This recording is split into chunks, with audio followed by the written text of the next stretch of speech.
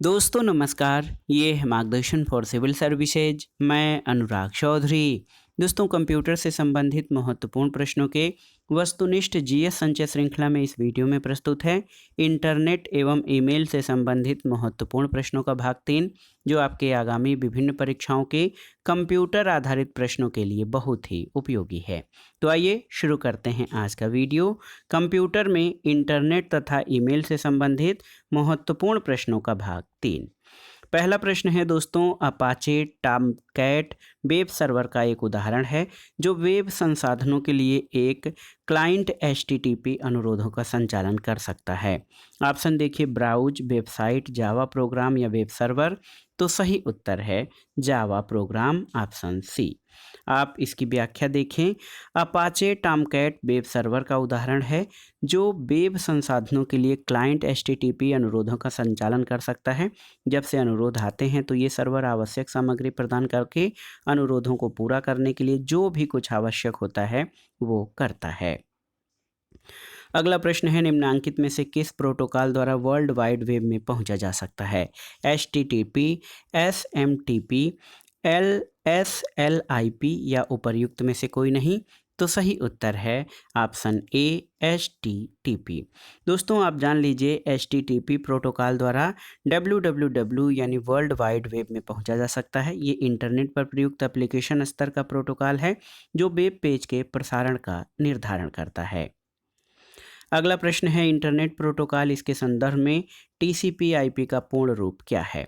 तो TCP/IP का पूर्ण रूप क्या है आपको बताना है, और कई बार हमने इस प्रश्न को पढ़ लिया है। सही उत्तर है ट्रांसमिशन कंट्रोल प्रोटोकॉल और इंटरनेट प्रोटोकॉल। ये TCP और IP का पूर्ण रूप है। दोस्तों TCP का फुल फॉर्म होता है ट्रांसमिशन कंट्रोल प्रोटोकॉल और IP का इंटरनेट प्रोटोकॉल, और इसे आमतौर पर TCP/IP के रूप में जाना जाता है क्योंकि सूट में मूलभूत प्रोटोकॉल TCP और IP ही हैं। अगला प्रश्न है, HTTPS शब्द का पूर्ण रूप क्या है? तो उत्तर है hyper text transfer protocol secure. देखिए, HTTP का पूर्ण रूप आप जानते थे, लेकिन S जो लास्ट में हो गया उसका पूर्ण रूप सिक्योर हो जाएगा। तो देखिए, HTTPS का पूर्ण रूप hyper text transfer protocol secure होता है। ये एक एप्लीकेशन प्रोटोकॉल है जिसका उपयोग डेटा संचार के लिए किया जाता है।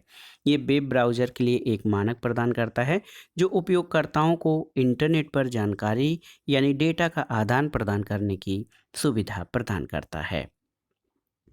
अगला प्रश्न है, कंप्यूटर के सोर्स डॉक्यूमेंट के साथ छोड़कर कंप्यूटर सिस्टम को हैक करना और इलेक्ट्रॉनिक रूप में अश्लील जानकारी प्रकाशित करने जैसे अपराधों को भारतीय आईटी अधिनियम 2000 के किस अध्याय में परिभाषित किया गया है? अध्याय 11, अध्याय 9, अध्याय 3 या अध्याय 8? तो सही उत्तर है अध्याय 11 में। दोस्तों आप जान लीजिए, आईटी अधिनियम 2000 के अध्याय 11 में ये परिभाषा दिया गया है कि कंप्यूटर के सोर्स डॉक्यूमेंट के साथ छेड़छाड़, कंप्यूटर सिस्टम को हैक करना और इलेक्ट्रॉनिक रूप में अश्लील जानकारी प्रकाशित करना, साइबर आतंकवाद, कामुकता व्यक्त करने वाले कार्य करना, गोपनीयता और एकांतता भंग करना, ये सभी जो है आईटी अधिनियम 2000 के अध्याय 11 में शामिल हैं। अगला प्रश्न है, निम्नलिखित में से कौन से कथन सही हैं? यहाँ पर दो कथन आपके दिए गए हैं। देखिए, जीएसएम मोबाइल डेटा और वॉइस दोनों प्रकार के संचरण का समर्थन करते हैं, बिल्कुल सही है।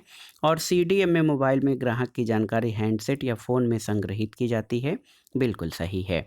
तो ये दोनों ही कथन आपके सही हैं, ऑप्शन ए सही है। 1 और 2 दोनों। जीएसएम का पूर्ण रूप ग्लोबल सिस्टम फॉर मोबाइल है जो मोबाइल डेटा और वॉइस दोनों के ट्रांसमिशन का समर्थन करते हैं।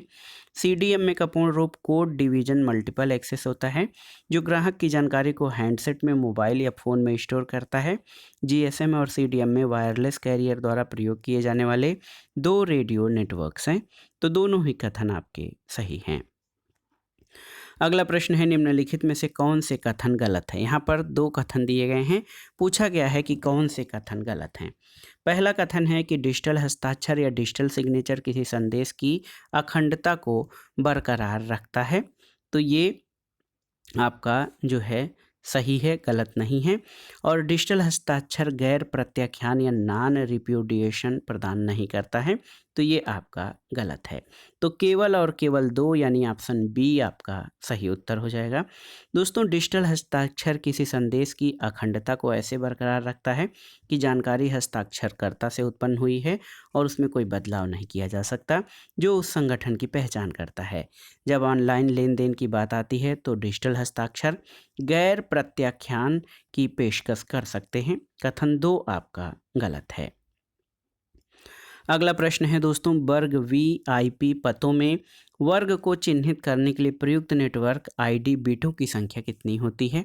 0, 1, 2 या 3? तो सही उत्तर है 2। याद कर लीजिए, क्लास बी आईपी पतों में वर्ग को चिन्हित करने के लिए नेटवर्क आईडी बिटों की संख्या 2 होती है। आईपी पते 14 नेटवर्क बिट और 16 होस्ट बिट की होती हैं। आईपी एड्रेस एक न्यूमेरिकल लेवल होता है जो कि नेटवर्क के सभी उपकरण की पहचान करने के लिए प्रयोग किया जाता है। अगला प्रश्न है दोस्तों, एक व्हिसल ब्लोअर की वेबसाइट विकीलीक्स एक अंतर्राष्ट्रीय संगठन है, कहाँ पर स्थित? यूएसए, यूके, स्वीडन या नॉर्वे में? तो सही उत्तर है स्टॉकहोम, स्वीडन में। ऑप्शन सी सही उत्तर है। विकीलीक्स का मुख्यालय स्टॉकहोम, स्वीडन में स्थित है। अगला प्रश्न है दोस्तों, एक शब्द है नेटिजन, कैसे जो है नेटिजन से किस व्यक्ति का जो है पता चलता है? नेटिजन्स या किस शब्द के लिए किस व्यक्ति के लिए प्रयोग किया जाता है? तो सही उत्तर क्या हो जाएगा? दोस्तों, नेटिजन ऐसा व्यक्ति होता है जो नियमित रूप से इंटरनेट का प्रयोग किया करता है। तो आजकल वर्तमान में स्थिति ये हो गई है कि सभी व्यक्ति जो स्मार्टफोन का प्रयोग कर रहे हैं वो नेटिजन्स के रूप में आ गए हैं। ऐसा व्यक्ति जो नियमित रूप से इंटरनेट का प्रयोग करता है उसके लिए नेटिजन शब्द प्रयोग किया जाता है। अगला प्रश्न है, निम्नलिखित संबंधात्मक प्रचालकों में कौन सा यूनिटरी प्रचालक है? क्रॉस प्रोडक्ट, जॉइन, डिवीजन या सिलेक्शन? तो सही उत्तर है सिलेक्शन। दोस्तों, संबंधात्मक प्रचालक या रिलेटिव ऑपरेटर्स में सिलेक्शन यूनिटरी प्रचालक होता है।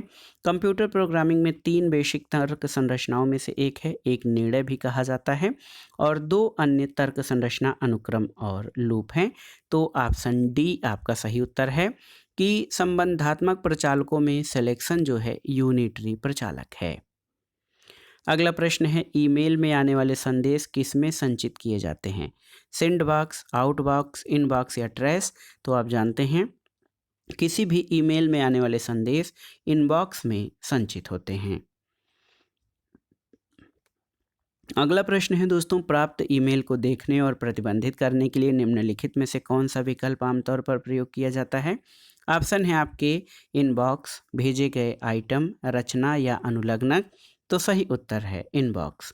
दोस्तों, इंटरनेट के महत्वपूर्ण अनुप्रयोग ईमेल पर प्राप्त मैसेजेस को देखने और प्रतिबंधित करने के लिए इनबॉक्स विकल्प का प्रयोग किया जाता है, जबकि भेजे गए आइटम को देखने के लिए सेंट विकल्प तथा संदेश को भेजने के लिए कंपोज विकल्प का प्रयोग किया जाता है।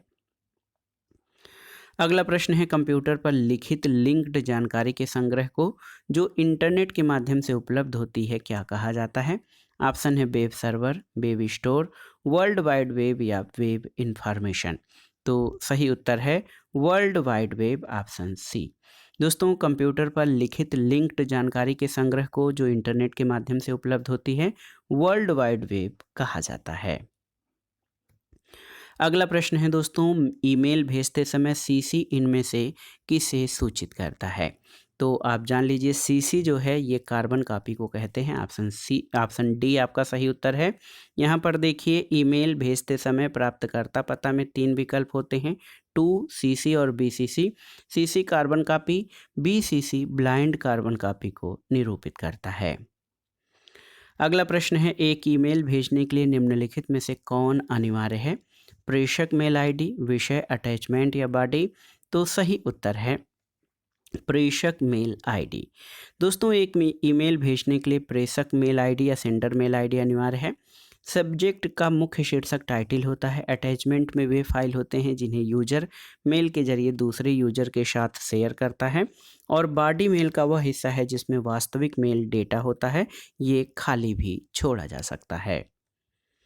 अगला प्रश्न है, यदि इंटरनेट में एक ईमेल का पता bluestar@marc.mars.org हो, तो यहाँ mars.org दर्शाता है किसको? सदस्य के नाम को, सर्वर को, डोमेन के नाम को, रेंज के नाम को या सर्च इंजन के नाम को। तो सही उत्तर है डोमेन नेम को। ऑप्शन सी आपका सही उत्तर है। दोस्तों, किसी ईमेल पते में @ के बाद आने वाला शब्द उस पते के डोमेन नेम को प्रदर्शित करता है। अगला प्रश्न है, इंटरनेट प्रोटोकॉल के संदर्भ में HTTP का पूर्ण रूप क्या है? तो उत्तर है इंटरनेट के प्रोटोकॉल के संदर्भ में HTTP का पूर्ण रूप हाइपर टेक्स्ट ट्रांसफ़र प्रोटोकॉल है। ऑप्शन डी आपका सही उत्तर है।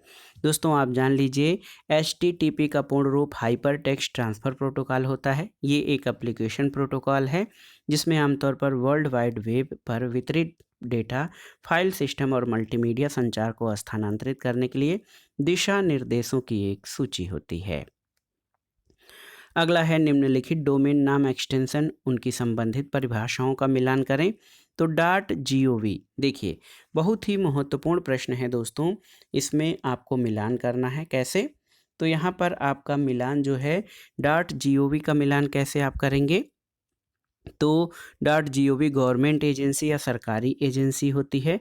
.org ये जो है .org नॉन प्रॉफिट ऑर्गेनाइजेशन होते हैं, गैर लाभकारी संगठन। .edu शैक्षिक संगठन और .net नेटवर्क संगठन होते हैं। तो यहाँ पर 1 3 4 2 विकल्प देखिए, 1 3 4 2 आपका सही उत्तर हो जाएगा। अगला प्रश्न है, निम्नलिखित में से कौन एक वैध ईमेल पता नहीं है? यहाँ पर देखिए 1 2 3 4 5 6 7 8 9 0 @domain.com सही है, और ये /@domain.com ये नहीं है। email.1 @domain.com सही है। email @domain.com ये सही है। तो सही उत्तर आपका जो है ऑप्शन बी आपका सही उत्तर नहीं होगा। तो आप जान लीजिए दोस्तों, बहुत ही महत्वपूर्ण प्रश्न है कि वैध ईमेल पता ऑप्शन बी नहीं है। और देखिए बी जो है वैध ईमेल एड्रेस नहीं है। और आप जान लीजिए कि इसमें जो है कौन सा इसमें पूछा गया था कि कौन सा एक जो है वैध ईमेल एड्रेस नहीं है।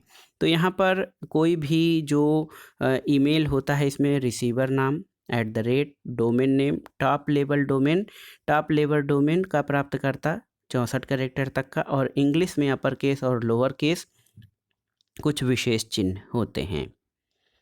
अगला प्रश्न है, ईमेल आईडी में निम्नलिखित में किसकी मान्यता नहीं होती है?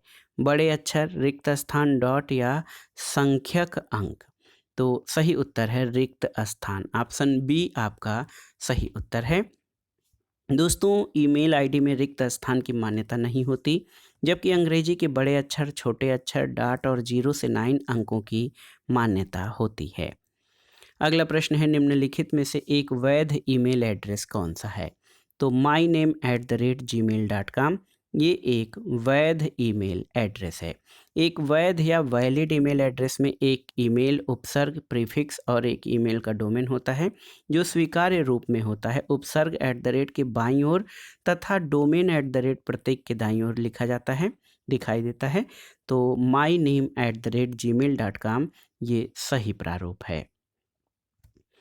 अगला प्रश्न बहुत ही महत्वपूर्ण है, लॉगिन नाम और पासवर्ड का सत्यापन किस लिए किया जाता है? आपसे पूछा गया है। तो सही उत्तर है दोस्तों, लॉगिन नेम और पासवर्ड का सत्यापन इसलिए किया जाता है कि उपयोगकर्ता को सर्टिफाइड या प्रमाणित किया जा सके। किसी उपयोगकर्ता द्वारा किसी वेबसाइट पर अपना ईमेल पता या फ़ोन नंबर और पासवर्ड डालकर उस वेबसाइट पर बने अपने खाते तक पहुंचा जाता है, तो इस प्रक्रिया को लॉगिन कहते हैं। इस प्रकार लॉगिन करने के लिए लॉगिन नाम यानी ईमेल आईडी, फ़ोन नंबर और पासवर्ड के सत्यापन द्वारा उपयोगकर्ता अपने खाते का प्रमाणन प्रस्तुत करता है। अगला प्रश्न है, अनचाहे ईमेल को सामान्यतः क्या कहा जाता है? ऑप्शन है बल्क, स्पैम, वायरल या ट्रेस। तो सही उत्तर है स्पैम। दोस्तों, अनचाहे ईमेल को सामान्यतः स्पैम कहा जाता है। इसे जंक ईमेल भी कहते हैं, और दुनिया में सबसे अधिक स्पैम फार्मेसी कैटेगरी के होते हैं। अगला प्रश्न है ईमेल सिस्टम में कितने प्रकार के अभिग्राहक या रिसिपिएंट होते हैं? 3, 4, 1 या 2? तो सही उत्तर है मात्र एक प्रकार का। देखिए दोस्तों यहाँ पर ऑप्शन सी सही उत्तर हो जाएगा। ईमेल सिस्टम में मात्र एक प्रकार का रिसिपिएंट होता है। अगला प्रश्न है दोस्तों ईमेल सेवा सर्वप्रथम किसके द्वारा शुरू किया गया था? ऑप्शन है रेडिफ, गूगल, याहू या हॉटमेल। तो सही उत्तर है हॉटमेल। दोस्तों ईमेल सेवा सबसे पहले हॉटमेल ने शुरू किया था। इसका नाम 2012 में outlook.com कर दिया गया था। अगला प्रश्न है निम्नलिखित में से माइक्रोसॉफ्ट की वेब आधारित मेल सेवा कौन सी है? याहू, हॉटमेल, जीमेल या रेडिफ? तो सही उत्तर है हॉटमेल। माइक्रोसॉफ्ट की वेब आधारित सेवा हॉटमेल है, जिसे आउटलुक MSN भी कहा जाता है। इसका प्रयोग माइक्रोसॉफ्ट उपकरणों और सेवाओं तक पहुंचने के लिए किया जाता है। याहू एक सर्च इंजन है जिस पर आप कुछ भी सर्च कर सकते हैं, जबकि एक वेबसाइट है जो ऑनलाइन न्यूज़, शॉपिंग, इंटरनेट के लिए प्रयुक्त होती है। और जीमेल गूगल द्वारा बनाया गया एक फ्री ईमेल सेवा है। अगला प्रश्न है निम्नलिखित में से कौन सा ईमेल से संबंधित शब्द नहीं है? देखिए power point, inbox, outbox, receiver या इनमें से कोई नहीं? तो सही उत्तर है पावर पॉइंट। दोस्तों ईमेल को इलेक्ट्रॉनिक मेल कहा जाता है। इसके माध्यम से उपयोगकर्ता अपने कंप्यूटर से दूसरे यूजर के कंप्यूटर पर नेटवर्क के माध्यम से सूचना भेजने या संदेश भेजने का कार्य करता है। ईमेल के माध्यम से भेजी गई मेल प्राप्तकर्ता यूजर के इनबॉक्स में भेजने वाले यूजर के आउटबॉक्स में रहती है। पावर पॉइंट माइक्रोसॉफ्ट ऑफिस में शामिल सॉफ्टवेयर प्रोग्राम है। ये ईमेल शब्दावली नहीं है। अगला प्रश्न है ईमेल एड्रेस में क्या शामिल होता है?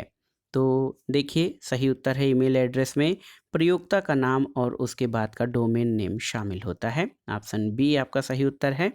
दोस्तों ईमेल एड्रेस में यूजर नेम और उसके बाद डोमेन नेम शामिल होता है, जैसे ABCD प्रयोक्ता नेम @gmail.com। ये दोस्तों जो है ईमेल का सही प्रारूप है। अगले प्रश्न पर आते हैं। बहुत ही महत्वपूर्ण प्रश्न है कि फाइलों को ट्रांसफ़र करने और संदेशों को आदान प्रदान करने के लिए किस यूटिलिटी का प्रयोग किया जाता है? Web browser, www, email, hypertext या सर्च इंजन? तो सही उत्तर है फाइलों को ट्रांसफ़र करने और संदेशों के आदान प्रदान में ईमेल का प्रयोग किया जाता है। ईमेल का तात्पर्य इलेक्ट्रॉनिक डाक से है। इंटरनेट के माध्यम से फाइलों को हस्तांतरित करने, संदेशों का आदान प्रदान करने के लिए ईमेल का प्रयोग किया जाता है। अगला प्रश्न है ईमेल एड्रेस याद करने की मेहनत बचाने के लिए आपको किसका यूज करना चाहिए? ब्राउज़र, सर्च इंजन, जन्मदिन सूची, फ़ोन बुक या एड्रेस बुक? तो सही उत्तर है दोस्तों एड्रेस बुक। बहुत ही महत्वपूर्ण है, ईमेल एड्रेस याद करने से बचने के लिए एड्रेस बुक का प्रयोग करना चाहिए। अगला प्रश्न है दोस्तों उस फाइल को क्या कहते हैं जो ईमेल से जुड़ी होती है और ईमेल प्राप्त करने वाले को भेजी जाती है? ऑप्शन है annexure, appendage, add on, attachment या आर्टिकल। तो सही उत्तर है अटैचमेंट। दोस्तों ईमेल से फाइल को जोड़कर ईमेल प्राप्त करने वाले को भेजने पर प्राप्तकर्ता उस फाइल को खोलकर देख सकता है और सेव कर सकता है।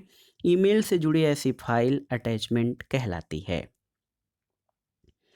अगला प्रश्न है दोस्तों ईमेल अटैचमेंट क्या होता है? तो आप जान लीजिए दूसरे प्रोग्राम को एक अलग डॉक्यूमेंट जो ईमेल मैसेज के साथ भेजा गया हो, ये पिक्चर, वीडियो या कोई भी फाइल हो सकती है, ये इसको ईमेल अटैचमेंट कहते हैं। दोस्तों ईमेल अटैचमेंट दूसरे प्रोग्राम का अलग डॉक्यूमेंट होता है जो ईमेल मैसेज के साथ भेजा जाता है। इनमें word file, PDF file, image आदि भेजा जाता है। ईमेल में ये चिन्ह @ से प्रदर्शित होता है।